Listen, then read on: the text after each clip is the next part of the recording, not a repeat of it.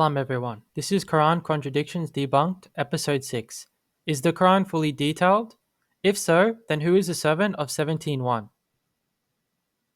We will refute a contradiction of a Christian who says the Quran claims to be detailed but lacks detail in 17.1 of the Quran. I will now play the video of the Christian and let him explain his argument. Chapter 2, verse 242, I'm going to read. Doth God make clear his signs, ayat, to you, in order that you may understand? So he makes the signs clear so you can understand. Chapter 11, verse 1. This is a book whose verses are well perfected and then fully explained. Okay, now notice your translation says, this book is fully explained, right? Yeah. Okay, good. Now, go to chapter 15, verse 1.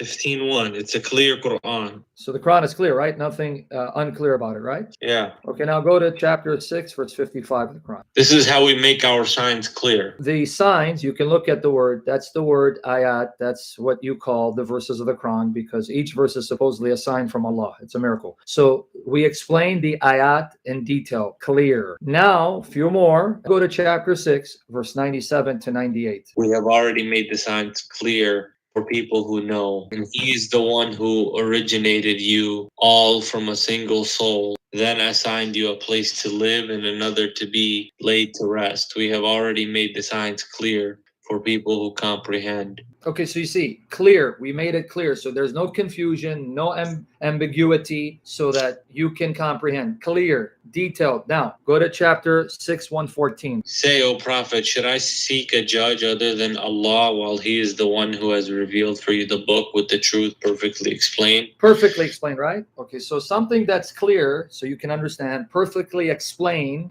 means there's no confusion in it. No ambiguity. Perfectly explained. My translation, Ali Khan, explained in detail. All right, now, chapter 12, verse 111. In their stones, there is truly a lesson for people of reason. This message cannot be a fabrication. Rather, it is a confirmation of previous revelation, a detailed explanation of all things, a guide and a mercy for people of faith. Did you catch it? It says a detailed explanation of everything, right? Did it say some things or everything? Meaning everything in this book, right? This revelation, right? A detailed explanation of all things. So this Quran is a detailed explanation of all things, meaning all things mentioned in it, right? Chapter 17, verse 1 of the Quran. I got a lot. Glory be to the one who took his servant Muhammad by... Okay, by the way, your translation is adding words. The word Muhammad is not there. The Arabic doesn't say Muhammad. It says, glory be he who took his servant by night. So don't read what's added in parentheses and brackets. That's not in the Arabic. You can see the Arabic. It doesn't say that. Glory be to the one who took his servant by night from the sacred mosque to the farthest mosque, whose surroundings we have blessed, so that we may show him some of our signs. Indeed, he alone is the all-hearing, all-seeing. Okay, now, the Quran just said it's perfectly clear. It explains everything in it, all things in it, perfectly clearly. That's what it said in those verses. Then, so if the Quran is perfectly clear and explains all things, can you tell me just from the Quran who that servant is? Do you have the answer for that just from the Quran? We know the Prophet. Prove it. How do you know that? Where did the Quran say it's the Prophet? Why are you reading later hadiths into this? Because when you go to the hadiths, it's going to embarrass you. That's why I'm saying be careful. Don't run to the hadith. So from that verse alone, can you prove to me it's Muhammad? We can't take a Quran verse in isolation of itself without... Okay, I'm not taking isolation. I'm reading it in the Quran.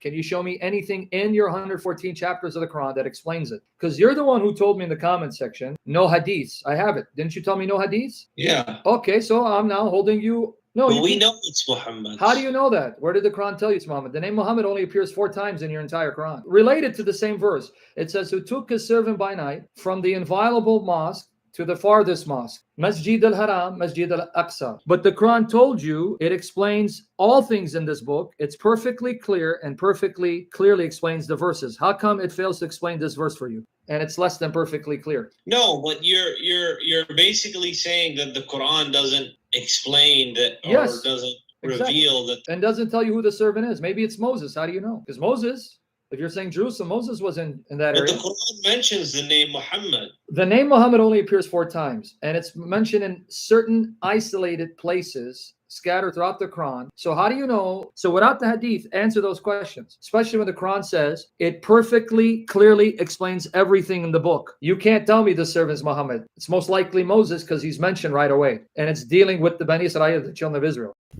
Allah exposing the deniers. 3 reasons why people say the Quran has contradictions and deny the truth. The first reason is people use a falsehood to say the Quran is wrong. 1856, and those who disbelieve dispute using falsehood to invalidate thereby the truth and have taken my verses and what they have been warned in ridicule. Or the second reason, they don't have knowledge of the subject and say the Quran is wrong, or they don't have the correct interpretation of the verse and say the Quran is wrong. Christian is suffering number 2 and 3, being that they don't have knowledge of the subject and they don't have the correct interpretation. Rather, they have denied that which not they encompass in knowledge and whose interpretation has not yet come to them. The contradiction debunked. The Christian is claiming that in 17:1 it is unclear who the servant being referenced is. It says, "Glory be to the one who took his servant by night from Masjid al-Haram to Masjid of the farthest end. We blessed its surroundings that we may show him our signs. Indeed, he is the all-hearer, the all-seer." So who is the servant? Is it Moses, as the next verse mentions him? But it can't be Moses, as the verse mentions Masjid Haram, and he was not around at his time. But how can we know for sure? Let's break down the verse. So it starts by saying, "Glory be to the one who took his servant." So this person is a servant of Allah.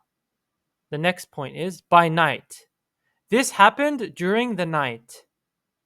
From Masjid Haram to Masjid of the farthest end, Al-Aqsa. He was taken to the Masjid of the farthest end. We blessed its surroundings. This place has surroundings that are blessed, that we may show him our signs. When he got there, Allah showed him his signs.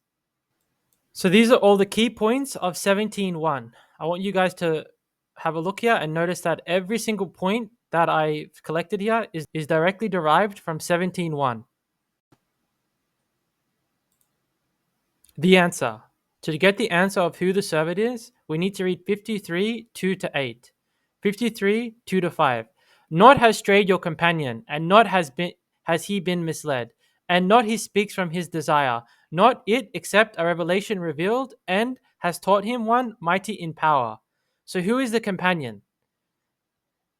Not has strayed your companion, and not has been misled, and not he speaks from his own desire, not is except a revelation revealed. So the companion is someone who received a revelation.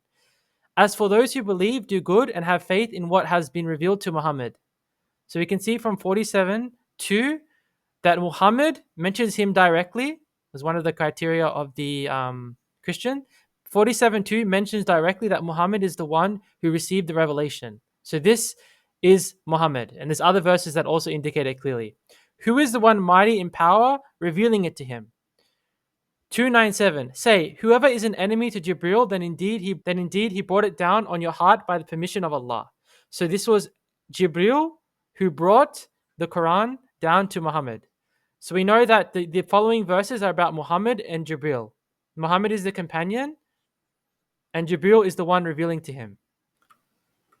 The answer, 57, 2 to 18. The first encounter.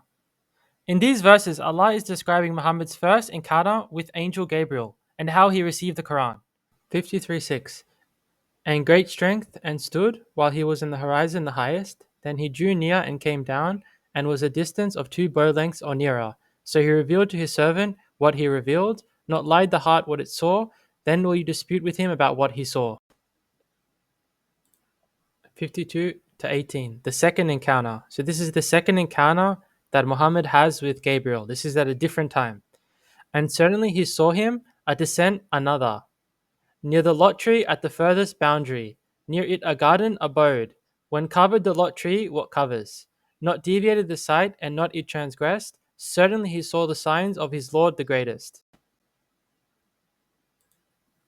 Let's break it down. So at 53:16 it says, when covered, yaksha, the lot tree, what covers? Yaksha.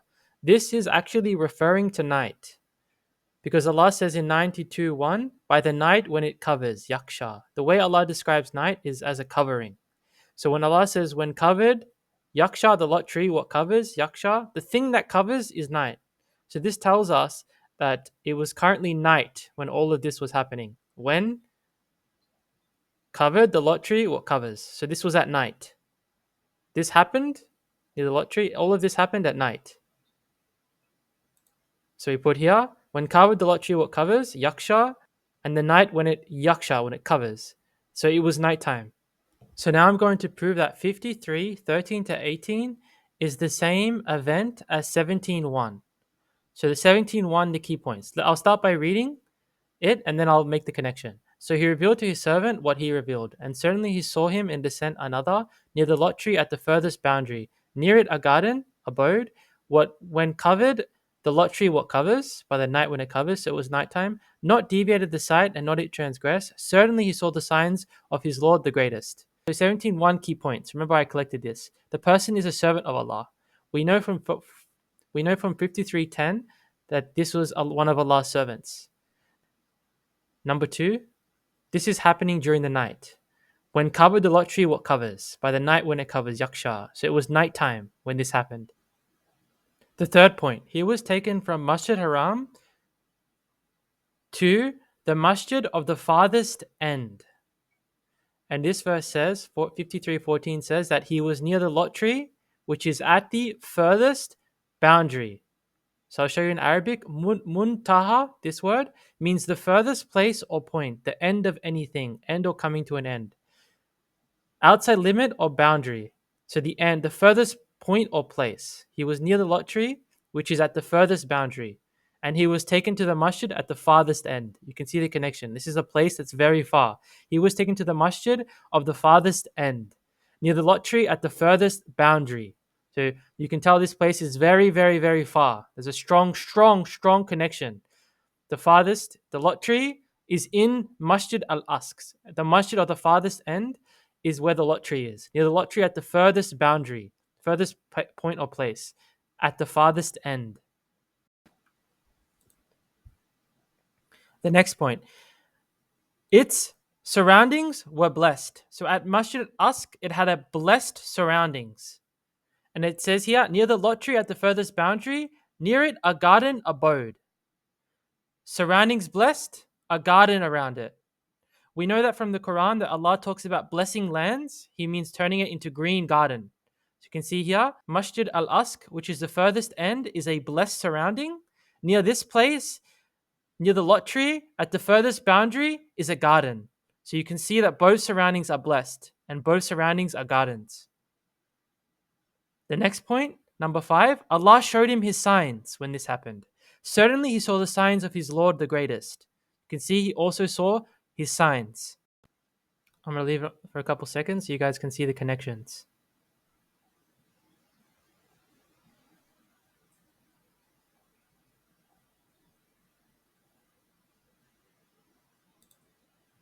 Same event. Therefore, 17:1 is Muhammad. We know that 53:10 to 18 is talking about Muhammad. We know that 17:1 is the same event as 53:10 to 18. Therefore, we know it's Muhammad. The person is a servant of Allah.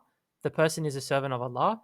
During the night, this happened during the night. At the lot tree at the furthest boundary, he was taken to the masjid of the farthest end. Near it, a garden. Its surroundings were blessed. Allah showed him his signs. Allah showed him his signs. Boom. Same event. 17:1 is about this. So this verse is the journey. Glory be to the one who took his servant at night from Masjid Haram to the Masjid of the farthest end. We blessed its surroundings that we may show him our signs. Indeed, he is the hearer, all seer. So Allah took him from a Masjid Haram to the Masjid al-Aqsa.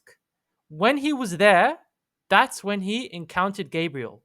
So Allah took him from Masjid Haram to Masjid al-Aqsa. When he was there, the angel Gabriel came to him a second time. And certainly we saw him in the descent another. So this is what happened there. So he was there. Allah took him from Masjid Haram to Masjid al-Aqsa. While he was there, he encountered him Gabriel a second time. Near it, the lot tree at the furthest boundary. Near it, a garden. When covered, the lot tree was covered. So it was nighttime. Not deviated the sight and not transgressed. And he saw the signs of his Lord the greatest. So he met Gabriel a second time while he was at Masjid al-Aqsa. The verses are connected. So the Christian has been destroyed. And not they come to you with an argument, except that we bring you the truth and the best explanation, tafsiran. True, the Christian did come with an argument, and Allah refuted him. Who the servant was is clearly explained in the Quran. 6:105. And thus we explain the verses so that they may say, you have studied, and that we make it clear for a people who know. So the Quran is clear, but it requires you to actually study the book. It says here, and thus we make it clear for a people who know. And thus we explain the verses so that becomes manifest the way of the criminals. Conclusion 17.1 mentions a servant Allah took from Masjid al-Haram to Masjid al-Aqsa. From 53:12 to 18 talks about the same event, and we can identify this servant is Muhammad. An example of the Quran being unclear has been explained and refuted, hence the Quran is detailed. 1039. Rather, they have denied that which not they encompass in knowledge, and whose interpretation has not yet come to them. Thus did those before them deny. Then observe how was the end of the wrongdoers. Thanks for watching, and as always, Allah knows best.